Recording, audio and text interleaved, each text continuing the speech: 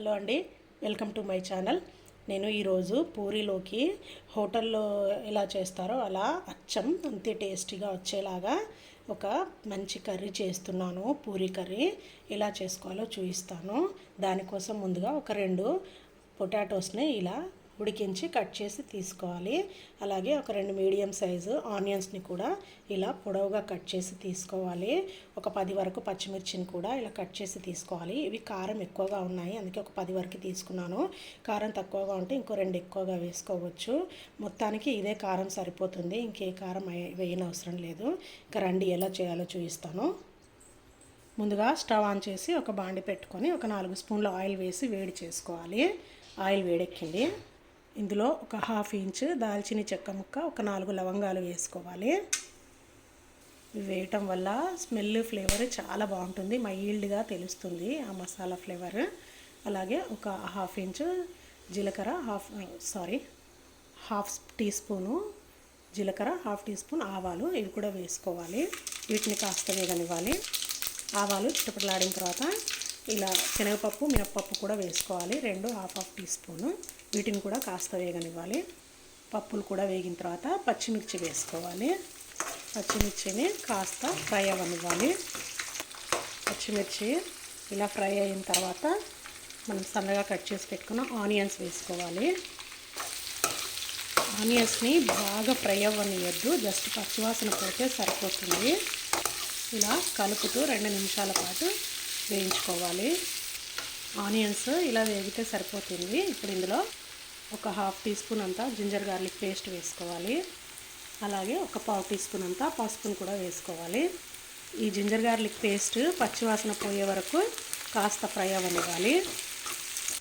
Ginger garlic paste fry అయిన తర్వాత ముందుగా ఉడికించి పెట్టుకున్న పొటాటోస్ ముక్కలు వేసుకోవాలి. పొటాటోస్ని ఇలా ముక్కలుగా అయినా వేసుకోవచ్చు, స్మాష్ చేసి అయినా వేసుకోవచ్చు, మన ఇష్టం. దీన్నంతా ఒకసారి ఇలా కలుపుకోవాలి. ఇలా మొత్తం అంతా ఒకసారి బాగా కలుపుకున్న తర్వాత ఇందులో 1 గ్లాస్ వరకు వాటర్ వేసుకోవాలి. వాటర్ వేసుకున్న తర్వాత రుచికి సరిపడా సాల్ట్ వేసుకోవాలి. అలాగే ఒక రెమ్మ కరివేపాకు కూడా వేసుకోవాలి. ఈ మొత్తాన్ని ఒకసారి బాగా కలుపుకొని కాస్త ఈ వాటర్ని మరగనివ్వాలి. ఒక 2 నిమిషాలు మూత పెట్టుకుంటే వాటర్ చక్కగా మరుగుతాయి.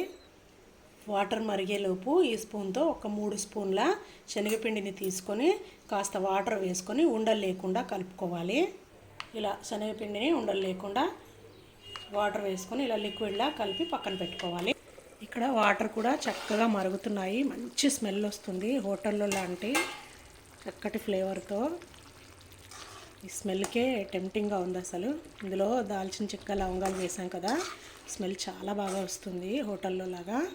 ఇలా మరుగుతున్న ఈ వాటర్లో శనగపిండి వాటర్ వేసి కలిపి పెట్టుకున్నాం కదా, ఆ వాటర్ వేసుకోవాలి. శనగపిండి వాటర్ వేసుకున్న తర్వాత బాగా కలుపుకోవాలి.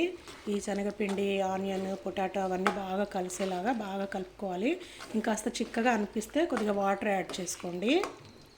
నాకైతే బాగా థిక్గా వచ్చింది. నేను ఇంకొక 1/2 గ్లాస్ వాటర్ని యాడ్ చేస్తున్నాను. వాటర్ యాడ్ చేసిన తర్వాత ఉప్పుని అడ్జస్ట్ చేసుకోండి. ఇలా వాటర్ వేసి కలిపిన తర్వాత ఉప్పు అడ్జస్ట్ చేసుకున్న తర్వాత ఒక 2-3 నిమిషాలు ఉడకనిస్తే చక్కగా పిండి కూడా ఉడికిపోతుంది. ఎంతో టేస్టీ అయిన పూరీ కూర రెడీ అయినట్టే. చూసారు కదా, ఎంతో టేస్టీ అయిన పూరీ కర్రీ రెడీ అయిపోయింది. ఈ కర్రీని ఓన్లీ పూరితోనే కాకుండా చపాతీతో, దోశలతో కూడా చాలా బాగుంటుంది. చాలా అంటే చాలా టేస్టీగా ఉంటుంది. ఒకసారి ట్రై చేయండి. మీకు ఎలా కుదిరిందో నాకు కామెంట్లో తెలియజేయండి. పూరీ కర్రీ అయితే రెడీ అయింది. మరొక మంచి హెల్దీ రెసిపీతో మళ్ళీ కలుద్దాం. అప్పటి వరకు బాయ్.